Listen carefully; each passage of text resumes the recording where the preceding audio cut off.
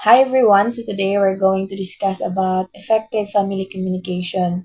So we'll talk about how families communicate in a good way to understand each other better and to live happily together. So here we will explain some ideas and examples to help you see why good communication is important for families. And introduction, so gaingon diri nga good communication is very important in every family. It helps family members understand each other better and build a strong relationship. When families talk and listen well, they solve problems faster and live happily together. So if you have a good communication with your family and you're open to share everything to them, magkasinabtanay jud mo.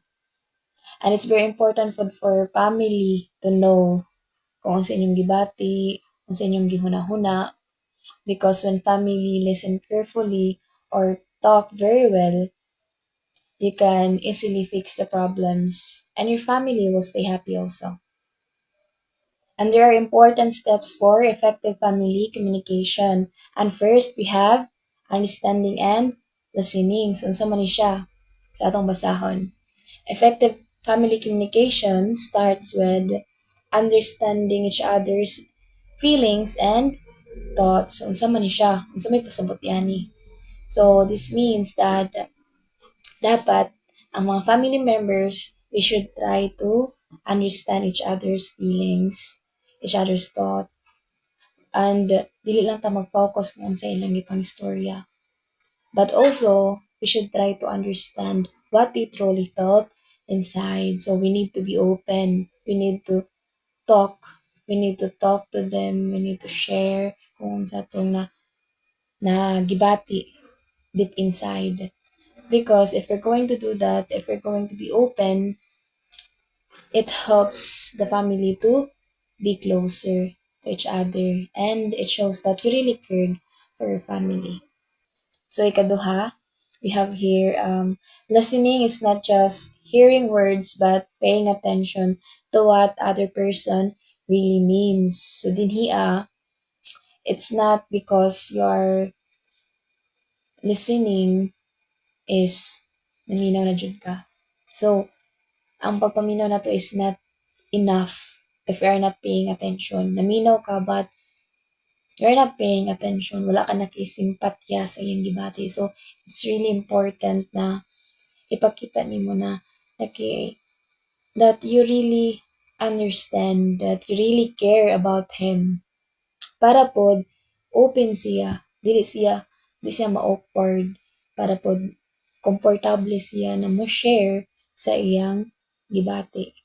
And dili na to sila i-interrupt once na mag-share na sila sa ilang problem. Once our family members share their problem, just let them say, just let them share. And after nimo maminaw, after nimo sila paminawan, diha na nimo isulti kung unsa imong ikatambag. And that is one of the steps to for effective family communication. So ikatulog, ingon din niya nga when family members listen well, they felt respected and cared for, which is tama siya no, because good listening shows love and respect. So it makes family members feel comfortable to share their feelings and thoughts anytime. Tungod kay, makita man nila nga you are sincere. Makita nila nga sincere ka sa imong pagpaminaw. So, di na sila ma-awkward, di na sila mataha, di na sila mahadlok, di sila maulaw to share what they really felt inside. So, dapat ikaw nga tigpaminaw, dapat you are open, your ears are open, and dili nimo sila interrupt, dili nimo sila i-argue, because once na mag-share na sila, their minds are close. Their minds are close. So, dapat diha ra ka mo-interrupt kapag humana jud, humana sila humana nila, humana nila gisulti ang ilang gibati, diha na nimo iingon mo sa imong ikasulti, imong mga tambag para nila. So now let's move forward to clear talking and sharing. So diri sa pinakauna nga bullet, giingon nga it is important to speak clearly and honestly in the family. So it's very important you to speak honestly or tell honestly kung unsa imong gibati if you have a problem or unsa pa nang mga kakulian sa imong kaugalingon. So it's very important to say it to them or to tell them directly o dili na nimo ingon pa sa laing tao. So much better gani no na i-confess na to atong problem sa atong family tungod kay sila ra man pud ang makahatag og tambag.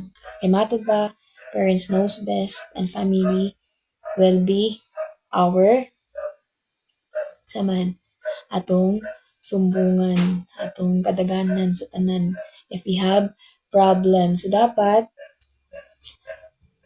be open to share kung sa atong problem para to avoid confusion para dili sila mag-overthink sila magunahuna kung naunsa ka. Kaya di ba makita magyud nato na nung makita magyud na sa parents if you have a problem or wala. So dapat be open to share para pod they can help us to feel better. So sa ikaduha nga bullet, so giingon dinhi nga avoid shouting or blaming words. So sa atong pamilya no dapat ato yung i-minimize na magsingka-singka ta and bagamit og mga words na makasakit sa membro sa atong family.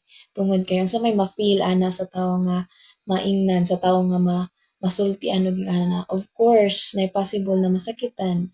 They felt hurt and angry because ana nga mga words. So dapat we need to watch out. Dapat atong bantayan kung unsa atong mga gipang sulti. So we need to speak calmly and kindly. So napay giingon nga think before you speak. I know na kung ano na kayo nga word, but it's very important yun no na ato nang masabtan because no amount of apology can make them magically go back and once the words is come out from our mouth, once na ato nang masulti ang isa ka words nga dili maayo sa atong baba. So dapat atong likayan na ano nga mahitabo tungod kay ato gud ng pamilya. Dapat jud we need to watch out and speak calmly and kindly. So dinhi na ta karon sa ikatulo nga bullet. So it states here that sharing feelings like happiness, sadness, or worries helps family members stay close. So, if your family members are open and willing to share kung sa iyang gibati, kung sa iyang feelings, you can create a strong connection yun. And it brings them emotionally close. For example, if ang parents, na isa ka parents, iyang i-share ang iyang works experience sa iyang anak. And also, yung pong anak, mo share po sa iyang parents o sa iyang adlaw, kung sinahitabo sa iyang adlaw sa eskwelahan. Ang pamaagi ani, they can build a strong connection and trust and they can learn more about themselves pa. So, very kaniyang kuan jud no kanang helpful and important na open ta sa atong family so that we can understand each other and mas makonect pa ta sa ilaha og dili ta mawala. Because it's very important yun na natin connection sa atong family. So build trust and care. And lastly, sa atong ikaapat nga bullet giingon diri nga using simple and kind words helps to avoid misunderstanding. So, tinuod no if we're going to have a good communication sa atong pamilya, dapat gyud mo gamit og mga kind words, mga sakto nga mga words nga dili makasakit sa atong isig katawo, dili makasakit sa atong family members tungod kay atong pamilya sila may maghatag sa ato og kusog, sila may maghatag sa atong motivation dili kung sila may makapasakit kanato, di ba? Dapat dili sila may maka maka-hurt sa atong feelings kay sila may atong family, so dapat they show as a good example. So having a good relationship sa atong pamilya, sa atong mga anak, sa atong parents, dapat magpakita ta og maayong kinaiya sa sulod sa panimalay. So dapat um we used to speak kind words to avoid confusion and away sulod sa panimalay. And that is one step and one way to good communication inside the family. And the rest will be discussed to you by Miss Cabusas, the continuation of this topic. That's all, and thank you for listening, everyone. I hope you understand well.